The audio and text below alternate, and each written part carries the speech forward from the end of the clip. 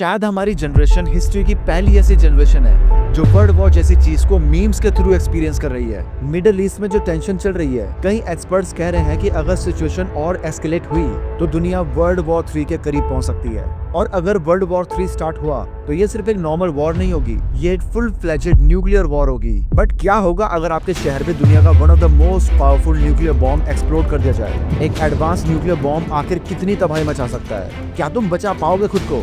और क्या एक मॉडर्न न्यूक्लियर बॉम्ब को सर्वाइव करना लॉजिकली पॉसिबल है भी या नहीं?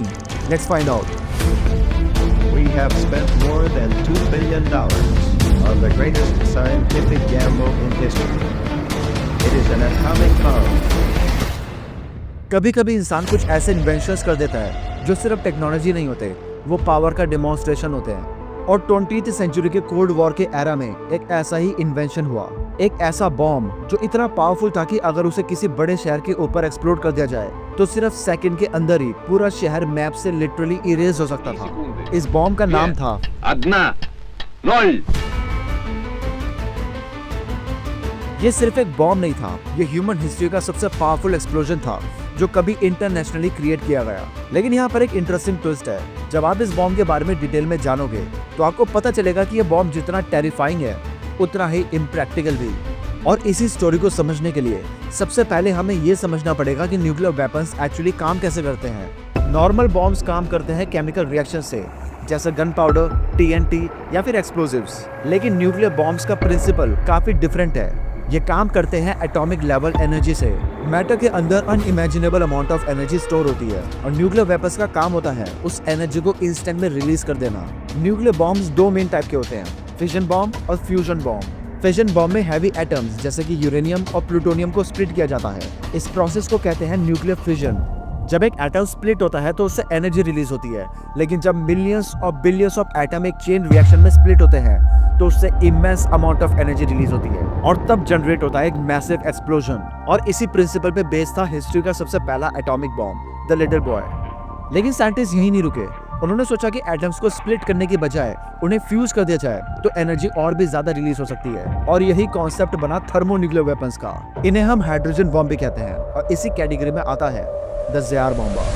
1950s और 1960s का टाइम था। दुनिया एक डेंजरस फेज में एंटर कर चुकी थी। एक साइड पर था यूनाइटेड स्टेट्स ऑफ अमेरिका और दूसरी साइड पर था सोवियत यूनियन। उस टाइम पर एक कॉन्सेप्ट बहुत ही पॉपुलर हो गया जिसे कहते हैं डिटरेंस।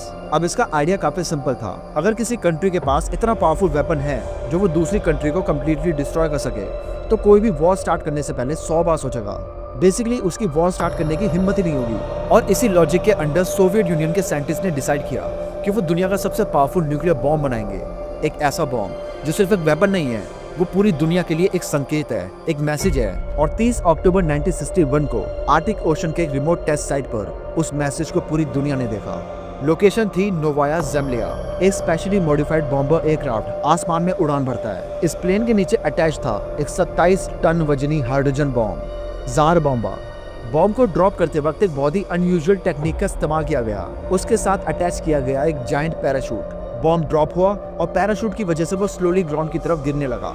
अब इससे प्लेन को मिल गया एक एक्स्ट्रा टाइम ताकि वो वहां से एस्केप कर सके। जिसके कुछ सेकंड बाद आर्टिक स्काई में एक ब्लाइंडिंग फ्लैश हुआ, इतना ब्राइट कि 1000 किलोमीटर दूर खड़े लोगों की भी आंखें चुंधिया गईं। यही वो मोमेंट था जब पूरी दुनिया ने रियलाइज किया कि इंसान अब प्लेनेट लेवल डिस्ट्रक्शन क्रिएट करने की कैपेबिलिटी तक पहुंच चुका है। अब बात करते हैं इस बॉम्ब की एक्चुअल पावर की। ज़ार बॉम्बा का यील्ड था करीब 50 मेगाटन। अब अगर आपको लग रहा है कि ये सिर्फ एक नंबर है तो थोड़ा कंपेयर करते हैं। हिरोशिमा पर जो एटॉमिक बॉम्ब गिरा था 1945 में, उसका यील्ड था रफली 15 किलोटन, नॉट मेगाटन, किलोटन।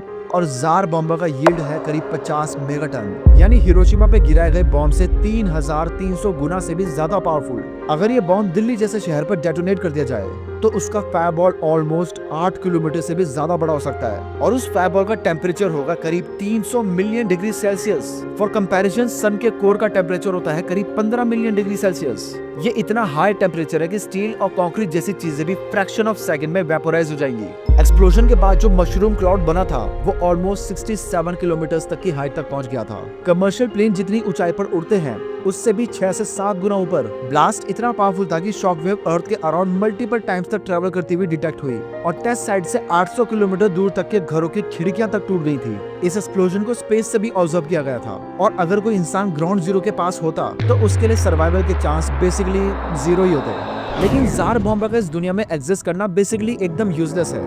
हाँ, बिल्कुल सही सुना आपने, यूजलेस, क्योंकि इस बॉम्ब को सिर्फ दुनिया को डराने के लिए बनाया गया था। प्रैक्टिकली इस बॉम्ब को कोई भी देश रियल वॉर में यूज कर ही नहीं सकता और उसका रीजन है इस बॉम्ब का साइज और उसका वेट। सबसे पहली प्रॉब्लम, जार बॉम्ब का वेट रफली 27 टन था, पर वही मॉडर्न न्यूक्लियर वॉरहेड सिर्फ कुछ हंड्रेड्स किलोस के होते हैं। मिसाइल्स जो न्यूक्लियर वेपन्स डिलीवर करती हैं, उनका पेलोड लिमिटेड होता है और इस दुनिया में कोई भी मॉडर्न इंटरकॉन्टिनेंटल मिसाइल 27 टन का बॉम्ब कैरी ही नहीं कर सकती।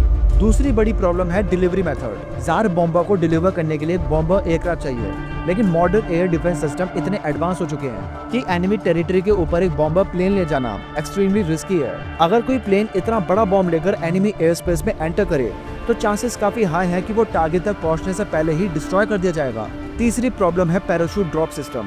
जार बॉम्बर को पैराशूट के साथ ड्रॉप करना पड़ता है ताकि पायलट को एस्केप करने के लिए एफिशिएंट टाइम मिल जाए, लेकिन रियल वॉर सिचुएशन में इतना slow delivery system easily intercept हो सकता है। मॉडर्न मिसाइल डिफेंस सिस्टम ऐसे टारगेट्स को मिड एयर में ही डिस्ट्रॉय कर सकती है। चौथी और सबसे बड़ी प्रॉब्लम है स्ट्रेटेजी। मॉडर्न न्यूक्लियर वॉरफेयर का फोकस होता है एक्यूरेसी, स्पीड और मल्टीपल वॉरहेड्स। आज के मिसाइल्स एक ही रॉकेट में मल्टीपल न्यूक्लियर वॉरहेड्स कैरी कर सकते हैं। इस टेक्नोलॉजी को कहते हैं MIRV सिस्टम, मतलब एक मिसाइल्स अलग अलग सिटीज पर मल्टीपल न्यूक्लियर एक्सप्लोजन्स क्रिएट कर सकती है। इसलिए मॉडर्न मिलिट्रीज के लिए जायंटिक बॉम्ब से ज्यादा यूजफुल होता है मल्टीपल स्मॉलर न्यूक्स, क्योंकि उन्हें डिप्लॉय करना इजियर और स्ट्रेटेजिकली ज्यादा इम्पैक्टफुल होता है। रियलिटी में मॉडर्न न्यूक्लियर वेपन्स भले ही छोटे हैं, लेकिन वो स्टिल एंटायर सिटी को डिस्ट्रॉय करने की कैपेबिलिटी रखते हैं। और अगर आज के टाइम पर किसी मेजर सिटी पर एक रियलिस्टिक न्यूक्लियर वेपन एक्सप्लोड कर दिया जाए तो उसका इम्पैक्ट भी कैटास्ट्रोफिक होगा। तो अब अगला क्वेश्चन यही है कि अगर एक रियलिस्टिक मॉडर्न न्यूक्लियर वेपन किसी शहर के ऊपर एक्सप्लोड कर दिया जाए तो एक्चुअली होगा क्या, और अगर ऐसा ही सिनेरियो न्यू दिल्ली जैसी सिटीज में हो जाए तो उसके कॉन्सिक्वेंसेस कितने डेवास्टेटिंग हो सकते हैं। मॉडर्न न्यूक्लियर वॉरफेयर में इतने मैसिव बॉम्ब्स आज के टाइम पर यूज नहीं किए जाते, क्योंकि आज की न्यूक्लियर स्ट्रेटेजी थोड़ी सी डिफरेंट है। कंट्रीज अब प्रेफर करती है smaller but extremely efficient thermo nuclear warheads जो मिसाइल्स के थ्रू दुनिया के किसी भी कोने तक पहुंच सकते हैं, और इसके अंदर कुछ बॉम्ब्स की पावर होती है रफली 1 मेगाटन के आसपास। एग्जाम्पल के लिए एक रियल न्यूक्लियर वेपन देखो जिसका नाम है B-83। इसकी यील्ड रफली 1.2 मेगाटन है। अगर आपको लग रहा है कि ये जार बॉम्बा के कंपैरिजन में छोटा है तो एक बात याद रखना, 1 मेगाटन का न्यूक्लियर एक्सप्लोजन भी पूरे शहर को तबाह करने के लिए काफी होता है। तो अब एक थॉट एक्सपेरिमेंट करते हैं। बस इमेजिन करो इंडिया की कैपिटल यानी कि न्यू दिल्ली, जहाँ पर पॉपुलेशन मिलियंस में है, गवर्नमेंट बिल्डिंग्स हैं, रेजिडेंशियल एरियाज हैं, मार्केट्स हैं, स्कूल्स हैं, हॉस्पिटल्स हैं, जहाँ एक कम्प्लीटली नॉर्मल डे है, लोग ऑफिस जा रहे हैं, ट्रैफिक काफी यूजुअल है, स्ट्रीट फूड स्टॉल्स ओपन हो चुके हैं, मेट्रो स्टेशन पे काफी ज्यादा रश है, और फिर सब कुछ सेकंड के अंदर ही बदल जाता है। इस सिटी के ऊपर एक 1 मेगाटन का न्यूक्लियर बॉम्ब एक्सप्लोड हो जाता है। अब क्या लगता है आपको, क्या कोई सरवाइव कर पाएगा? आंसर समझने के लिए हमें न्यूक्लियर एक्सप्लोजन को step by step break down करना पड़ेगा, क्योंकि न्यूक्लियर एक्सप्लोजन एक्चुअली एक सिंगल इवेंट नहीं होता, वो मल्टीपल डेडली फेजेस में अनफोल्ड होता है। इसके टोटल 5 स्टेजेस हैं। Stage number 1, the flash. Explosion के फर्स्ट मिलीसेकंड के अंदर ही एक ब्लाइंडिंग फ्लैश क्रिएट होती है। ये फ्लैश इतनी ब्राइट होती है कि अगर कोई इंसान डायरेक्टली उस डायरेक्शन में देख रहा हो तो उसको परमानेंट ब्लाइंडनेस हो सकती है। इस फ्लैश की ब्राइटनेस सनलाइट से भी हंड्रेड्स ऑफ टाइम्स ज्यादा इंटेंस होती है, और ये सिर्फ एक लाइट की फ्लैश नहीं है, इसके साथ रिलीज होती है थर्मल रेडिएशन। ये हीट इतनी पावरफुल होती है कि किलोमीटर्स दूर तक इंसान को जलाकर खाक कर सकती है। Stage number 2, the fireball. Flash के तुरंत बाद क्रिएट होती है एक मैसिव फायरबॉल जिसका टेम्परेचर इंस्टेंटली रीच कर सकता है millions of degree Celsius.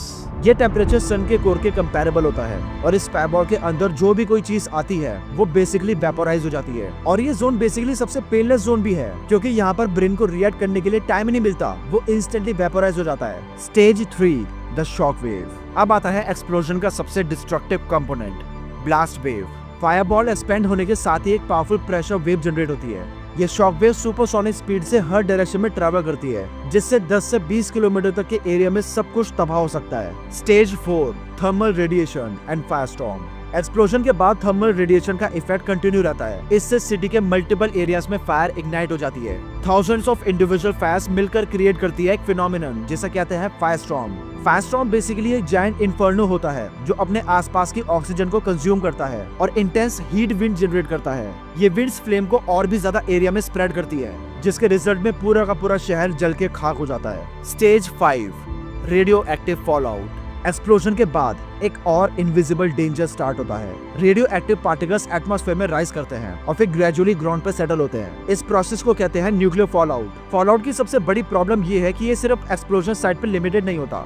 Wind patterns के through radio active particles hundreds of kilometres तक ट्रैवल कर सकते हैं और अगर कोई इंसान फॉलआउट के एक्सपोज में आ जाता है तो रेडिएशन सिकनेस डेवलप हो सकती है और उसे कैंसर हो सकता है। अब बात करते हैं कैजुअलिटीज की। देखो, fireball, extreme temperature, thermal burns, collapse buildings, fire, radiation expose, इन सब की वजह से लाखों से करोड़ों लोग अपनी जान गंवा सकते हैं। और अगर मल्टीपल न्यूक्लियर एक्सप्लोजंस ग्लोबल स्केल पर हो जाएं, तो एक और डेंजरस फिनोमिनन पॉसिबल है, जैसा कहते हैं न्यूक्लियर विंटर। न्यूक्लियर विंटर तब होता है जब मैसिव फायर्स और एक्सप्लोजंस एटमॉस्फेयर में इतनी स्मोक और शूट इंजेक्ट कर देते हैं कि उनकी वजह से सनलाइट अर्थ तक प्रॉपर्ली रीच ही नहीं कर पाती, जिसकी वजह से global temperature hundreds of years तक के लिए ड्रॉप हो सकता है। एग्रीकल्चर पूरी तरह से कोलैप्स हो सकता है और world wide food shortages create हो सकती है। इसलिए न्यूक्लियर वॉर सिर्फ एक कंट्री के लिए नहीं बल्कि पूरी की पूरी ह्यूमैनिटी के फ्यूचर के लिए थ्रेट है। न्यूक्लियर वेपन्स ह्यूमंस की हिस्ट्री के सबसे डिस्ट्रक्टिव टेक्नोलॉजीज में से एक है। उनकी एग्जिस्टेंस एक रिमाइंडर है कि साइंस और टेक्नोलॉजी कितनी पावरफुल हो सकती है, लेकिन साथ ही साथ वो एक वार्निंग भी है, क्योंकि अगर कभी न्यूक्लियर वॉर रियलिटी बन गई, जो कि ऑब्वियसली बनेगी, तो उस वॉर में कोई भी कंट्री एक्चुअली जीत नहीं पाएगी। सबसे बड़ा वेपन कोई मिसाइल नहीं होती, सबसे बड़ा वेपन होता है नॉलेज। अब उस नॉलेज नाम के वेपन को हम अपने ब्राइट फ्यूचर के लिए इस्तेमाल करेंगे या फिर हमारे डार्क फ्यूचर के लिए, ये सब कुछ हमारे हाथों में है। Take care, stay curious and all hail to the Cosmos.